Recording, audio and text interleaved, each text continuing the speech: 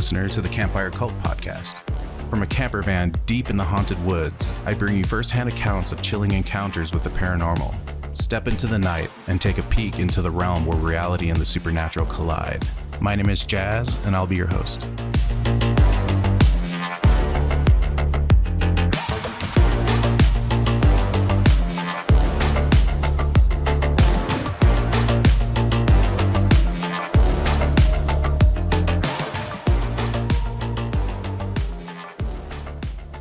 Welcome back, campers, to our next chilling journey into the unknown. As we embark on tonight's adventure, a cautionary note to all that listen. Never venture into the wilds alone. Stay close to camp after dark, and whatever you do, resist the alluring calls that beckon from the shadowy depths of the forest, where an elusive and ancient hunter of man lurks. It mimics the familiar, tempting us with echoes of loved ones. It lures with what it thinks we need, the smell of food when we are hungry, company when you're alone, music where there should be none, beauty where there is danger. You'll feel it in your gut. Something deathly patient is lurking just beyond the tree line, watching, waiting. Join me tonight as we venture deep into the haunted woods where the enigmatic mimic hides. Please beware, dear listener, for the sounds you hear coming deep within the forest may be your last. For our first story of the evening, we're headed to a tranquil neighborhood nestled beside a vast forest. This happened a few years ago. I used to live in a very peaceful and quiet neighborhood next to a huge forest, a vast forest area with deer and moose everywhere. It was maybe 4 to 5 a.m. when I went out with my dog. I'm afraid to walk alone at night, but my dog is big and trained to protect, so I feel safe with her. We went next to the woods, and I let her run around freely. There is this open, grassy football field where I could see if someone is approaching us, and in case there were another dog, I could quickly call my dog back to me.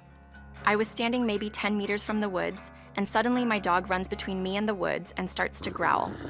I have never seen her so angry or afraid. I didn't hear any footsteps or anything, and I would have since the ground is full of branches and leaves.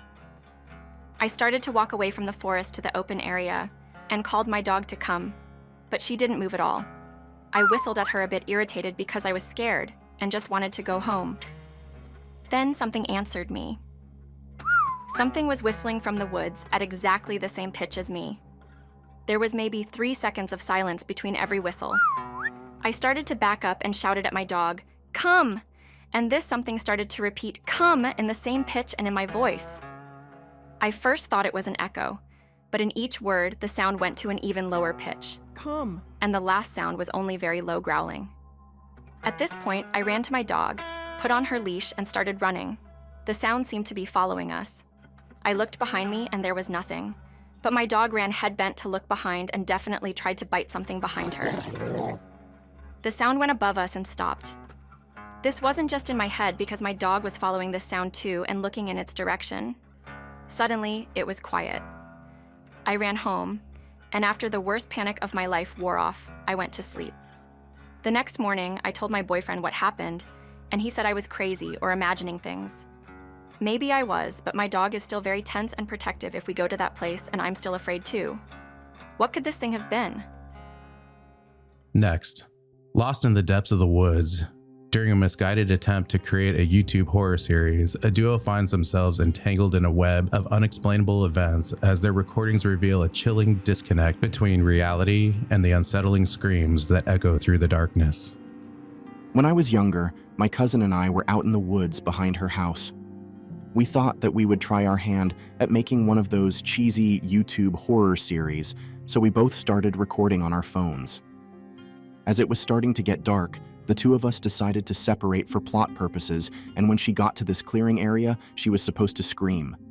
So she takes off running as planned, and I'm trying to catch up with her. Then I actually got lost. I couldn't find the trail that we had come down on, and I started yelling her name because she wasn't supposed to go far. She should have still been able to hear me, but she doesn't answer. Then I heard her scream, which was planned, and I yell back, "Where are you? I can't find the trail." And she yells, "I'm at the road." So I'm still lost, and I start texting her telling her to come back, but she wouldn't answer any of my texts or calls. And right about the time she calls back, I had finally found the trail again, and was walking down a hill.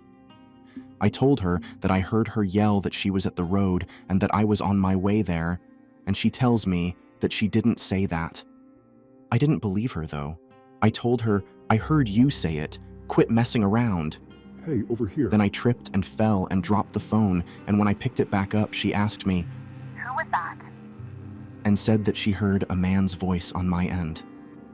At this point, she tells me she's coming back, and it wasn't a few seconds later that she walks over the hill, and we hang up our phones and head back home together, and we're just thinking that we got ourselves all worked up because we were trying to film something scary to start with. But here's what we were never able to come up with an explanation for. When we got home and looked at our recordings, we were still arguing over whether she said she was at the road or not, and decided that we would just prove it. In my video, you could hear her scream and then yell, "I'm at the road." But in her video, she screams, and it sounds identical to the scream in my video, except she never says anything after. Her video doesn't pick up a voice at all. Even she admitted that it sounded like her voice. Also, in her video, she ran for about 5 minutes straight but never went to the road. And if it took her 5 minutes to run that far, how long should it have taken her to walk back to me? Because she didn't start heading back until I talked to her on the phone and told her that I was lost. Our phone call was only about 1 to 2 minutes long, and we didn't hang up until we saw each other. There are just a lot of things we weren't able to explain about that night, and I wonder if anyone else has had this experience. I've never had it again, and hope I never do. Coming up, in the stillness of a northern Minnesota night, a woman found herself entangled in a supernatural encounter with an otherworldly presence. I had an experience this fall in early October in northern Minnesota in a state forest, very close to, if not on, a reservation. I was staying with some very dear friends, I'll call them M and C, and they have a camper in their yard by the lake for guests to sleep in. I had walked down to the camper from the house with my miniature dachshund, Ebony, around midnight and found that I needed to set some things up, primarily the heater. By the time I was done getting everything in order, it was approximately 1:30. I never thought to lock the door because really, I figured it's in the middle of the woods, so there was nothing to worry about. I was wrong. I had closed the curtains, thank God, and I was having trouble falling asleep because my anxiety was going mad. M&C's dogs were barking outside and their geese wouldn't stop honking. Ebony, who usually sleeps under the covers, was sitting on my hip while I laid on my side, and I could feel her turning her head back and forth like she was trying to track something outside. I tried tucking her under the blankets to calm her down, but she kept returning to her perch on my hip. I have no idea how long I laid there. I would say at least 40 minutes, when all of a sudden I heard M's voice outside the camper say, "Anybody in there?" and what sounded like claws dragged down the side of the camper. I almost called back to her when I realized, 1, she and C were both fast asleep by now, and 2, M knew I was in there. She wouldn't ask if anybody was. Suddenly, I noticed everything had gone absolutely silent outside. The dogs and the birds had stopped carrying on. The gusts of wind had even stopped. It was the kind of silence you hear about in horror stories, how the woods go mute when something evil is in the area. Then I hear M's voice again. "Anybody in there?" Then another thought hit me. Ebony would be losing her shit and barking at the door if that had been anything human. She was frozen on my hip, dead quiet and shaking like a leaf. I didn't dare to move, but I was really starting to have to pee, and I remembered that I hadn't locked the door. I have no idea how long I laid there debating whether I should get up and use the bathroom and lock the door, but it felt like an eternity. In reality, I guessed it was maybe 10 to 15 minutes. Around here, everyone has heard stories of skinwalkers. It just comes with the territory. I thought it may have been one at first, but remembered they don't mimic the voices of your loved ones to lure you into the woods. Wendigos do, though. I knew these creatures, whatever they are, can lure humans out of their homes and into the woods by mimicking loved ones, and I've even heard of them being able to lure you just by meeting your eyes, and everything in me was screaming to make sure I didn't look outside. I made doubly sure I didn't look through any cracks in the curtains as I walked softly to the front of the camper, and very slowly turned the lock, praying and holding my breath. I made sure to keep my eyes away from the windows as I crawled back in bed and pulled Ebony close, and she finally stayed under the blankets. I snuck a peek at my phone for the time before I laid down, figuring it had to be close to 3 a.m., the witching hour. It was about 2:30 a.m. As soon as I laid down, the wind kicked back up, and M and C's basset hounds erupted into howls as they came running down to the camper and a little ways into the trees, and the geese started their noise again. I heard the bassets come back to the camper, barking a few more times before they laid down outside the door to protect me. I didn't get out of bed again that night. I told M and C what had happened the next morning. I think I was hoping M would say she had come down to check on me and Ebony, but she confirmed what I already knew.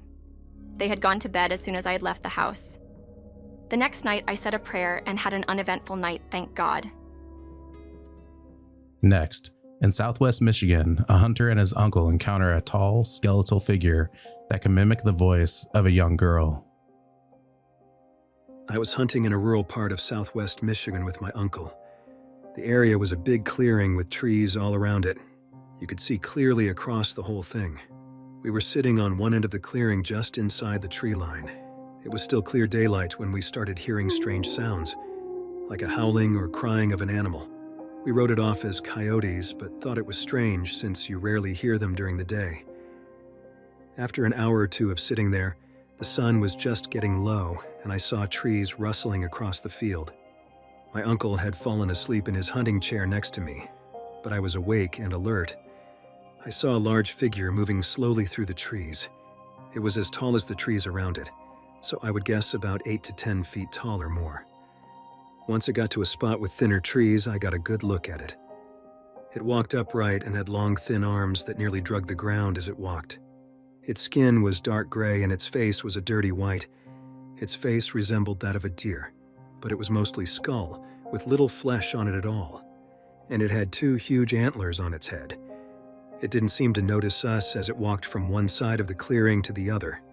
I watched silently and observed it as it went. I wasn't scared for some reason, just fascinated.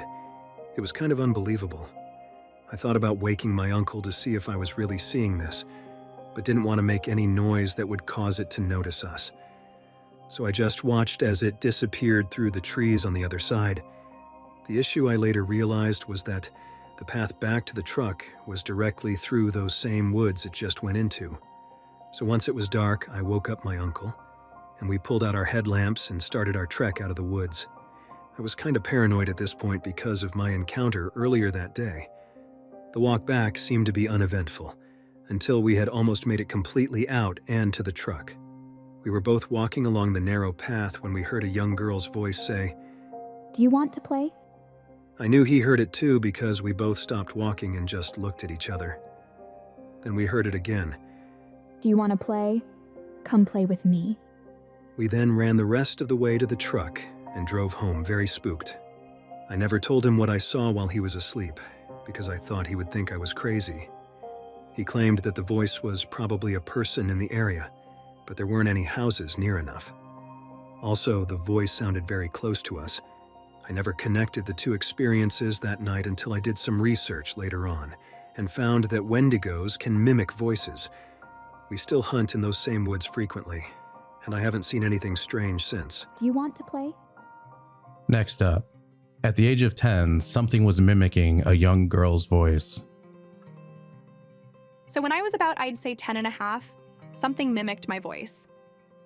I had a friend who lived in the city come for a visit in late October. She was a girl who loved horses, so I took her out to see mine, Avery, Pluto, and Caspian. I was a stupid young girl at the time and didn't think anything of the red flags, but that's beside the point. Me and my friend Jenna decided to ride the horses. I chose which ones we'd ride, which were Avery and Pluto. I almost put Jenna on Caspian, but I'm glad I didn't, or it wouldn't have ended well for her. Caspian would have probably thrown her for what was about to happen. I rode Avery while Jenna was on Pluto. I had decided we were going to ride in the cow pasture since my dad bought a new cow for me. Once we got to the cow pasture, I noticed that they were avoiding the area near the swamp. I thought it was odd, but didn't think much more of it at the time. I showed Jenna my new cow named Captain. She thought her name was odd, and to be honest, I don't know why I named her that myself. Jenna then noticed a fox near the swamp, so we went to go check it out. As we were riding there, all of a sudden, Jenna stopped. She didn't tell Pluto to stop or anything at all. Pluto just stopped on a dime. She turned around and said, He seems tense, and I didn't stop him. I didn't really think too much of it. I just told her it's probably the fox or some other animal. She didn't feel comfortable riding him since he might spook, so we yelled for my sister. My sister was in the backyard but didn't hear us. We were too far away, so we tied him up on the fence near the cows. Me and Jenna both got on Avery, then rode to the fence line near the swamp where we saw the fox. Avery was tense, and all I could think of was how odd it all was since he had never spooked before, or been like this. At the time, I had owned him for 4 years. We once came across a bobcat on a trail, and he didn't spook at all, so why was a fox any different? I got off Avery and led him near the fence. I pointed out to Jenna the fox track in the mud on the other side of the fence. She got off the horse and we sat and looked at the tracks and talked a bit. After a while, I noticed Avery was extremely scared. Then about 10 seconds later, the scent of death hit our noses, and we looked at each other. We heard something big in the swamp. I kept my calm. Then Avery almost got out of my grip, but he was well trained, so he didn't go anywhere even though he was spooked. Then I heard my own voice coming from the swamp. My voice. I froze. It was the 3 most horrifying things to happen to me. The voice, or my voice, said, "Help me, someone. I got my foot stuck. Help." I looked Jenna in the eyes and told her to get on Avery in a panicked voice. I could hear it getting closer to us, and Avery was about to bolt on us. As I pushed Jenna onto the horse, I quickly grabbed the horn of the saddle and got on. I was surprised we mounted so quickly. Avery was a big horse, and I managed to get us both on in a matter of seconds. As we got to the gate of the pasture, I got off Avery and on Pluto. We galloped to the backyard where my sister was. She was with the new puppy and asked us what happened. We told her. I think she believed us, but promised not to tell our parents. We didn't want them to freak out or stop us from riding in the future, but we weren't going to go back to the swamp anytime soon. Coming up next, in the quiet of the woods, a resident of a small town in Canada shares a tale of an unsettling encounter while on a routine walk with his dog. I had a very strange encounter in my woods today and thought I'd share and get some opinions. For some background, I live in a small town between Toronto and Ottawa on traditional Anishinaabe lands. I usually walk my dog every day, sometimes multiple times a day, all throughout my woods. I decided to take my dog out for a walk this afternoon, but for some reason, I decided not to put my headphones on. I usually do because I enjoy listening to something while on a walk. As we were walking, maybe a few minutes into the walk, I heard a voice call out my name in almost a sing-song voice. Daniel. Naturally, I stopped and looked around. I called for my dog to come to me, and he stopped where he was and stared at me for a while, and then eventually came to me. I did not call out to the voice or acknowledge it. I walked around a little more and still didn't see anything. Just for some context, I live with my parents, and my mom knows I'm totally freaked out about the paranormal. I had a bonfire a few nights ago, and she hid and was calling out trying to freak me out. I figured since she knew I was by myself, she was trying to freak me out again, and it did sound similar to her voice. As I continued walking and looking, I heard, "Come over here. Hey, I need some help." As soon as I heard it, I was instantly freaked out because not only did this sound further away than when my name was called, but it also sounded like my voice saying it. I also heard this call out much more clearly than when my name was called. Anyways, I still didn't acknowledge the voice, and making sure my dog was with me, I got the hell out of there. When I got to the house, no one had been outside and no one had called for me. My family has lived on this property for generations, and we live outside of a very small town. I have no neighbors that would be close enough for me to hear them that clearly. I have no idea what was out there this afternoon, but I can tell you for certain I will never walk out there with my headphones on again. I did also smoke shortly before going for the walk, but I've been smoking daily for years, and I've never suffered from auditory hallucinations or heard any sort of voices while high. I have no idea what that was. Next, while at a summer camp in North Carolina, an ordinary game of hide and seek takes a chilling turn. First off, I am a girl and live in North Carolina of the United States. I was 15 at the time of my encounter and was definitely not a believer in anything supernatural, paranormal, or anything of the sort. It happened while I was at a local summer camp. There was absolutely nothing special about that day. No weird lights, people, animals, sounds, nothing. It was just the same camp schedule as I'd grown used to in the past 2 weeks I'd been there. My age group had just finished lunch and was able to persuade our counselor to let us play a game called Scatter, down by the lake, which is like a giant hide-and-seek in the woods. We had played this at least 20 times before that day, and nothing weird had happened to any of us. We all grew up playing in the woods, so it's not like we had an aversion or fear of it. But for some reason that day when our counselor shouted, "Scatter!" and I ran to find a hiding place, it became a whole new ballgame. I had run as far as I could while still being able to see the lake, as were the rules, and had found a huge old uprooted tree that I decided would be the perfect hiding place. So I lay down as close as I could against the ground and waited. I had been there for about 5 minutes when I suddenly heard a voice calling my name in a weird, dreamy-like voice, and not just any voice, my mom's. Now, me and my mom are extremely close, thick as thieves, so I'd know her voice anywhere, and I would swear on my own grave that it was without a doubt hers. But I knew it couldn't be her. She was 20 miles away at work. Even if it had actually been her, and she'd come to pick me up early, the voice wasn't coming from the lake. It was coming from further out in the woods beyond the border of the camp. I knew I should have run away from this strange mimic mom voice, but I couldn't. It was almost hypnotic. It messed with my thoughts and gave me doubts like, well, it could be mom, or what if she's hurt? And I have to get to her. All these things were flooding into my mind like someone had broken a dam I didn't know was there, until they finally overwhelmed me, and emotions got the better of me, and I took off running in the direction the voice was coming from. I ran as far as I could with only this strange voice as my guide. I couldn't have run for more than 5 minutes when I got to a clearing and the voice suddenly stopped. When I entered the clearing and didn't hear my mom's voice calling me anymore, could I finally think clearly again and started to have little alarm bells go off inside my head saying, "You idiot!" or "That's not mom!" and run. But I couldn't run. I didn't know where to run. I had gotten so far away I had lost sight of the lake by camp and had absolutely no idea where I was, and I was completely exhausted to boot.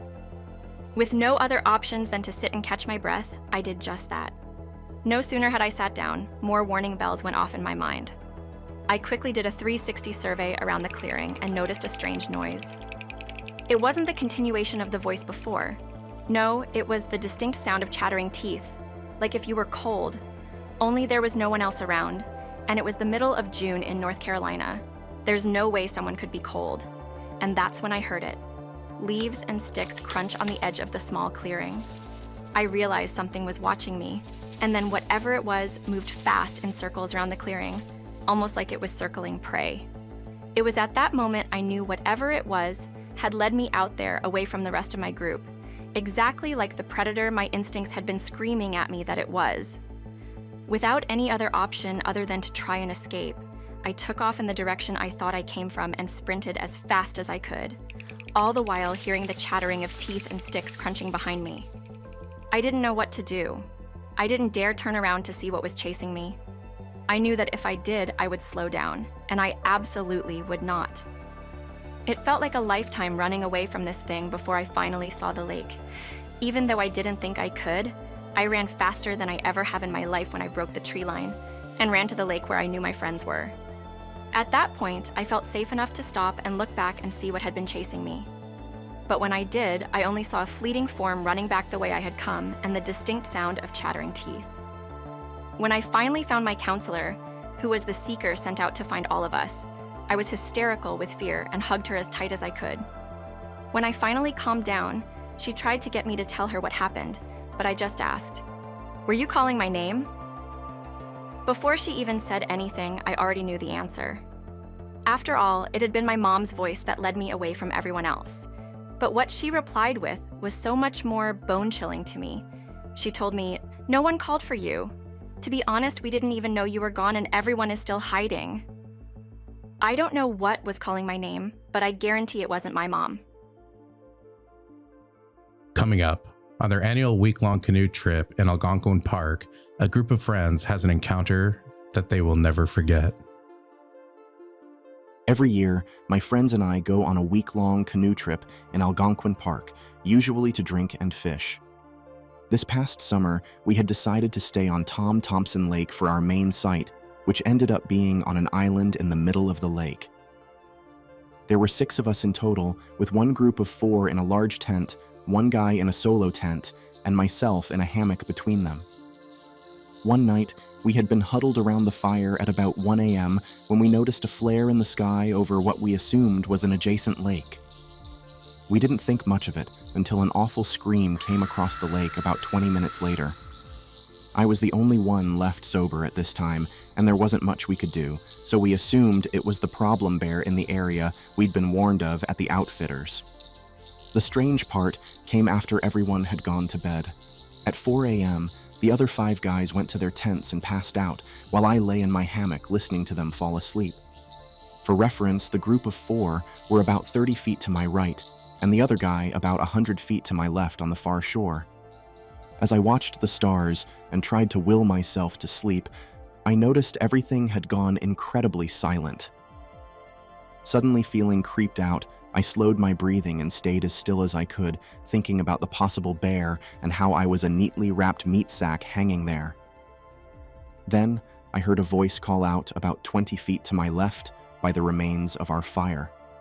It was the voice of my friend Seamus, who was one of the guys passed out in the large tent. 4 hellos, with each one sounding more emotionless. Hello? Hello? Hello? Hello? All said within maybe 6 seconds. Although I immediately recognized his voice, every instinct I had was on alert, telling me not to respond. I stayed as quiet as a corpse for the next 5 minutes, listening for any movement until I felt the tension leave the air. It disturbed me a lot to know how normally you can hear every movement in the site, and yet I heard absolutely nothing. The next morning, everyone told me they'd heard nothing, and Seamus said he didn't say anything all night after going to bed. We agreed to move sites early, since we'd all gotten an eerie vibe from that night. This was our 6th trip to Algonquin, and we've never had any creepy experiences before. I hope that what I heard that night was a camper with an identical voice to my friend who had come to see if the site was available, or Seamus had somehow stealthily sleepwalked out of his tent, but neither seems possible. I 100% would have heard them moving. Anyways, I can only hope nothing happens on future trips, but it will be hard to forget the fear of this event. For our final story of the evening, unless you are a Patreon cult member, a seasoned park worker in the remote reaches of Alberta's Rocky Mountains recounts a bizarre encounter with an unseen presence.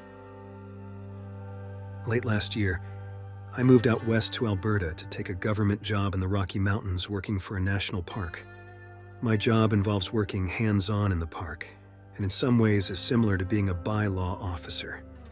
The reason that this is relevant is because I spend a lot of time with my boots quite literally on the ground, getting paid to drive back and forth over the Continental Divide. I know the park and its surroundings like the back of my hand at this point. I'm highly aware of the animals and plants that live here, am comfortable in the backcountry maybe more than I ever have been, and I know what kind of things one can expect to encounter in these forests and where. It was a beautiful sunny day in about mid-June of this year. Spring had finally begun, and the weather was starting to get nice. It was about 15 degrees, around 60 degrees Fahrenheit for you Americans, and I had an unexpected day off of work. My girlfriend had a half day, and so I got the bright idea of picking her up from work and taking her to an area called the Spray Valley. I wasn't really up for a big hike that day, but I had read online that there was a viewpoint along Highway 742 that offered an amazing view of Mount Assiniboine, the most prominent mountain in that part of the Rockies. And so I thought it might be a good place to drive to and check out for something to do. The easiest way to get to the valley, if you're already in the mountains, is to take the 742 from the town of Canmore, following it over Whiteman's Gap, a pass that traverses the saddle between 2 large peaks. As soon as we got up to elevation, it was pretty apparent that spring had sprung to a way lesser extent up there. There was still some lingering snow on the slopes, though the road was clear and we were shocked to see mountain goats licking the salt from the trail in front of us, which is totally unheard of at such a low elevation. As they're typically high up in the subalpine and alpine areas, where there are no roads. Late snow melts will do this, as there's just no way for them to be in their usual habitat when it's inundated with snowpack. This becomes important later. Calling the 742 a highway is pretty damn generous.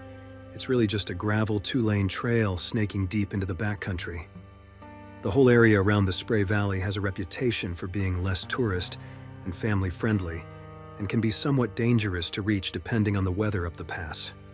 It's way more remote than most car-accessible areas adjacent, and often has harsher conditions. As a result, it sees way fewer people than any nearby parks, and that day was no exception, especially given that winter was hanging on to some extent at altitude. But we noticed as we got further and further away from the comparatively busy section by the pass that we weren't really seeing anybody at all. We drove for an hour and change, and soon we went from passing a couple of cars every 15 or so minutes to literally being the only ones on the road. The parking lots at the roadside day-use areas were completely empty. We arrived at the viewpoint. I threw it in park at the edge of the road, and we got out of the truck. What struck me most was just how quiet things were. Aside from the sound of birds and our own voices, we were well and truly alone. The valley was long and wide, and with the mountains at a reasonable distance from the highway in both directions, there wasn't much opportunity for an echo. We had a long shot of visibility in each direction down the highway, and there was clearly nobody around. Moreover, all the cars we had passed on the way had kicked up a lot of dirt from the gravel on the dry valley floor, which can be quite arid due to the rain shadow of the peaks around it, and there wasn't a speck of it to be seen. No dust clouds, no sound, no approaching cars. When I say we were alone, I mean that every sense confirmed this fact. I had downloaded the area on Google Maps before we lost cell signal, and so I opened it up to check what was nearby. There were a couple of alpine trailheads in either direction, probably unusable with the snow sticking around, and a closed seasonal helipad about 2 kilometers across a canyon. No wonder the lack of crowds. We spent 10 or 15 minutes admiring the view, took some pictures, walked over to a pond at the edge of the road, and sat there for a bit while my girlfriend, a herbalist, admired some of the plants, noting how much smaller and earlier they were in the growing season than the plants in our part of the Rockies. Before long, we noticed across the pond, about 100 feet from the highway, there was a small outbuilding. Even though the Spray Valley has much less infrastructure than other areas due to the low volume of visitors, it still does have some facilities like bathrooms at trailheads, and so we assumed that's what it was. Curious about what trailhead it was, we walked back to the truck and cruised back toward the parking lot we had seen just a minute or so before we had parked. I pulled in, and once again this lot was empty. No cars, no dust. Not even any obviously disturbed gravel from 4x4 tires or anything like that. I remember this clearly, because I was kind of reveling in how alone we were, since I'm used to wrangling tourists and giving out citations.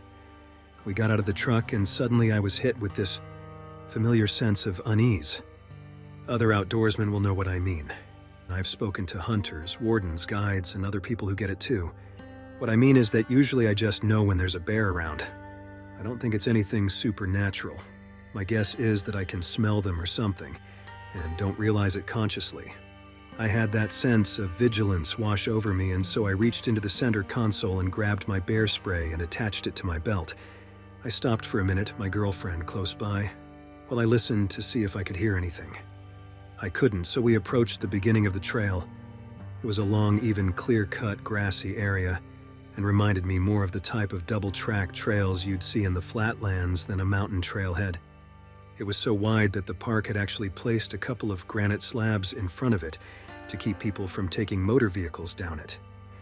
We read the map on the sign, and we both took a few pictures of our surroundings while standing on the slabs, when suddenly we heard a sharp crack about 20 to 25 feet away from us, in the forest to our right.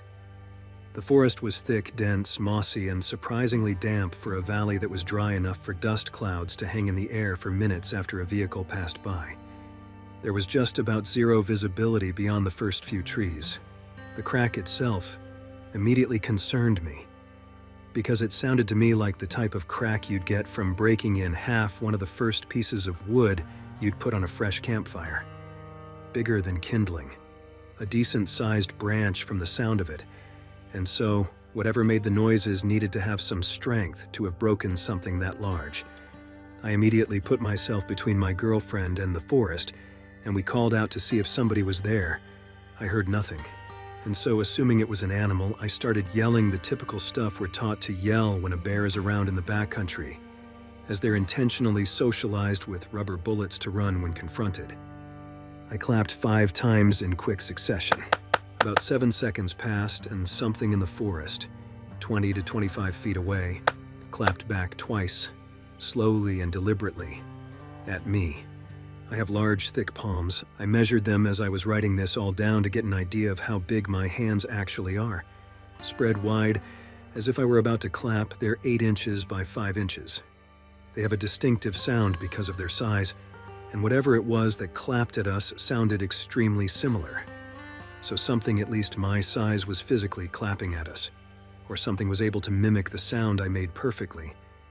I mentioned before that, due to the width of the valley, there wasn't really any room for the type of echo you might get in a narrow gully or up on the pass. Also, echoes have that natural shimmering reverb that decays over time as the sound waves bounce back at you. What we heard certainly did not. It was real clapping in real time. It took about 2 seconds flat for me to go from standing next to the sign to half dragging, half carrying my girlfriend back to the truck. We paused with our backs against the vehicle, straining to see into the woods from across the parking lot, trying to hear what we could hear. I don't remember what I yelled, but I yelled something to let whatever was standing over there that it wasn't welcome, and we got in the truck and I peeled out. My girlfriend was very upset. I was pretty shaken myself, and I wasn't really keen on being in the backcountry anymore. The whole drive back toward the pass we felt off, as if we were being watched. And even though it was a warm, sunny day, the atmosphere was hostile and weird. We stopped at a picnic area by the spray lakes further up the valley to see if we could make it a palate cleanser, but I just couldn't relax and was quite on edge the whole time. We still talk about it frequently, and everybody I've spoken to with serious backcountry experience is equally as puzzled by what I experienced. A few of the friends I have interested in the paranormal have noted that Wendigo are known to mimic people, but I just don't know. I just don't think it could have been a person. There was no sign of another human being within 25 kilometers in any given direction from where we were that day, possibly further. No noise, no dust, no cars, no bikes, no voices, no footsteps, no reason for anybody to be there so early in the season, with the snow still on the slopes. I can't help but think whatever we disturbed was trying to communicate with us, but I'm very glad we didn't stick around to find out what it wanted, curious or malevolent as it may have been.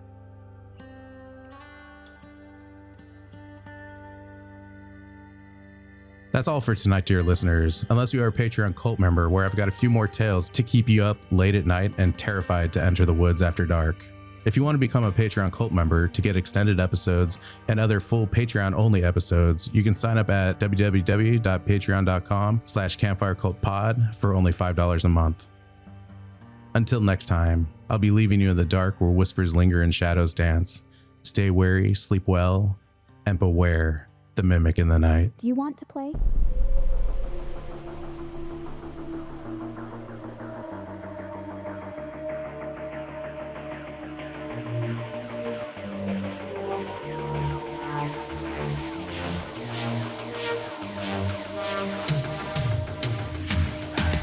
If you have a story to tell, please reach out via email at contact@campfirecultpod.com or leave me a voicemail message at 720-297-8608. You can follow us anywhere on social media at campfirecultpod and online at campfirecultpod.com. And finally, if you don't mind, please rate and review wherever possible.